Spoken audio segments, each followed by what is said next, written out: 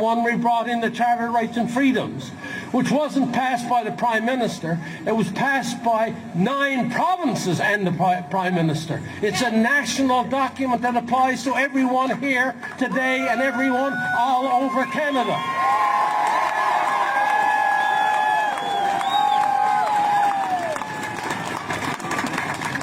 So understand, except for the creation of the country in 1867, the Charter of Rights and Freedoms is by far the most important document in the history of our country, since we were a country. It is the most important one because it applies to you and me equally.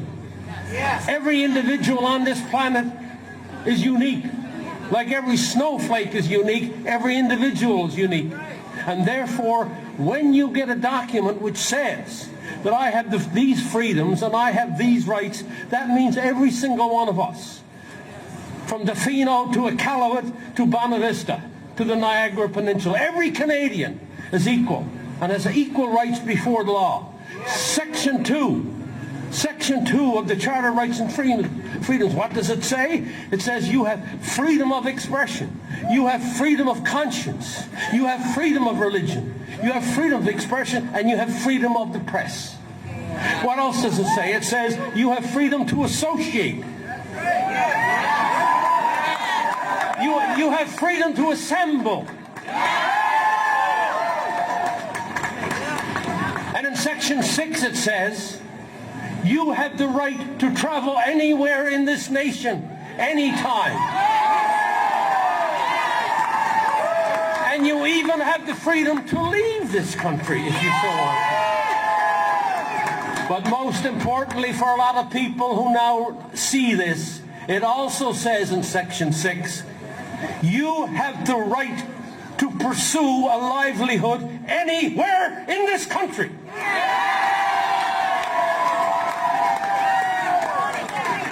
You have the right to pursue a livelihood anywhere in this country, and they are taking jobs away, inside the government and outside the government, and threatening others of their jobs.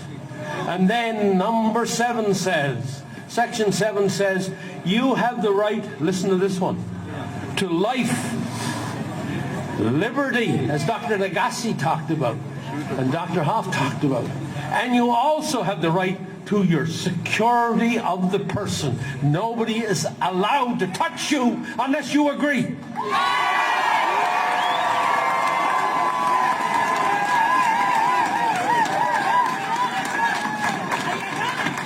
And then Section 15 says, to top it all off, we weren't satisfied with those 3. We topped it off by saying every person in Canada is equal before the law.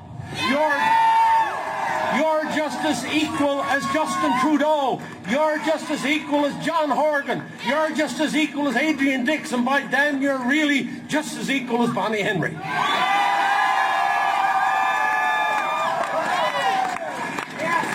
You don't have to take a back seat to anybody. No. You have your rights and your freedoms as an individual. This business of group rights and this business of lobby group rights and all the rest of it completely disguises your rights as an individual. And we've got to be very careful going forward that we don't lose these rights to these groups, that they take over and dominate the government of British Columbia or the government of any province. You must remain steadfast that as an individual you come first. The groups come second that you form with. And that's very important for any democracy anywhere in the world. When the individual gets submerged by a group or something else, that's the beginning of the decline of our democracy. So those 4 sections of the Constitution and of the Charter of Rights are absolutely sacrosanct, okay? And then we've got people out there who are trying to say to me and to others, I don't know if they think we don't know the difference, that somehow Section 1 of the Constitution, I know it's cool, I know it's getting evening, but you got to listen to this. Somehow that Section 1 forgives the government. And that they can go ahead and override those other 4 sections I just mentioned. I got news for them. There are 4 tests that had to be met.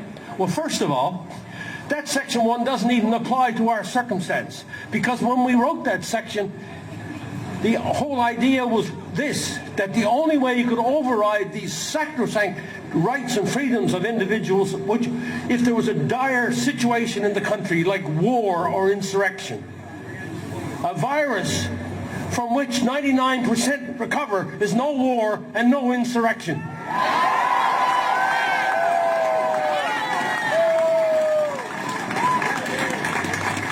And then if you tried to, even if you tried to make it, if you tried to squeeze it to apply, if you tried to bend it to make it try to apply to this circumstance, what did you have to do? You had to do 4 things. You had to do 4 things. Number 1, justify? No, that wasn't heavy enough. Demonstrably justify what you're doing. Demonstrably justify what you're doing, okay? Okay, is that all? No. You have to demonstrably justify that by law. Yes. That meant a new law, not the existing laws that they're using. New circumstance means new law. Where's the new law? They never went to the Parliament. They never went to the provincial assemblies to get a new law. They tried to use the existing law. They skirted around the Charter of Rights and Freedoms by law.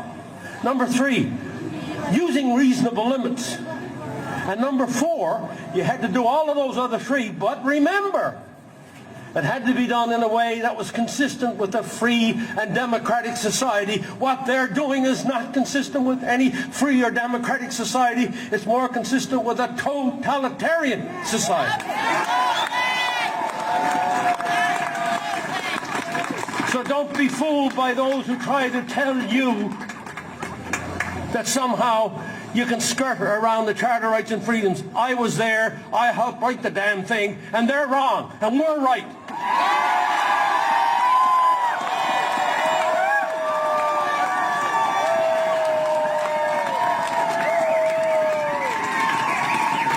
We didn't wait from 1867 to 1981 to now 2021 to see all of our rights suddenly wiped out for callous and powerful reasons by those who forget from whence they came.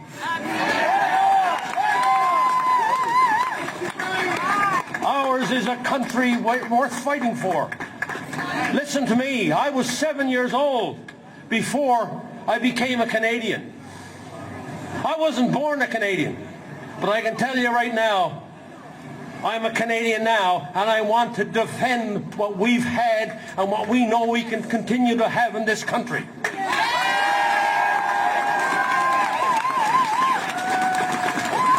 And you and me are not going to take a back seat to all those who are trying to somehow excuse what happened. We're not going to take a back seat to these people. We're going to stand beside them or above them and tell them that we want a prosperous, secure and free Canada for the future, for our children and from our grandchildren, and you have no right to try to steal that away from us.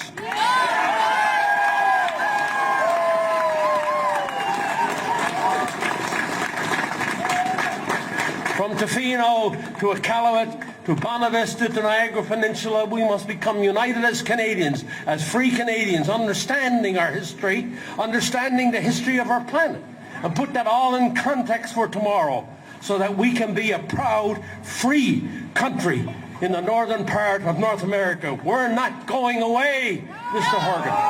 We're not going away, Mr. Trudeau. We're going to stand and be counted and to make sure that we restore the Charter of Rights and Freedoms which everybody fought so hard to get. Stay around. Thank you for coming.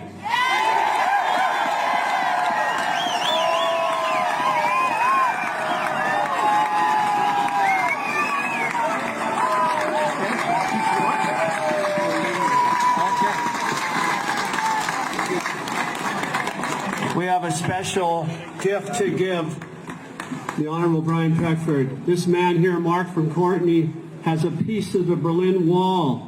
Oh! When did you take that? I stood on the Berlin Wall November 9th, 1989, and I took 1,000 pieces. And I've got one here for the Honourable Brian Peckford, and I wish to present it to him. This is all unprepared, but I would like to present it to you for all the work you've done. And I took this off the Berlin Wall. I stood with 20,000 people with a sledgehammer in one hand and a freedom sickle in the other. And we're here to bring down this invisible Berlin Wall that's threatening our children and our democracy and our future.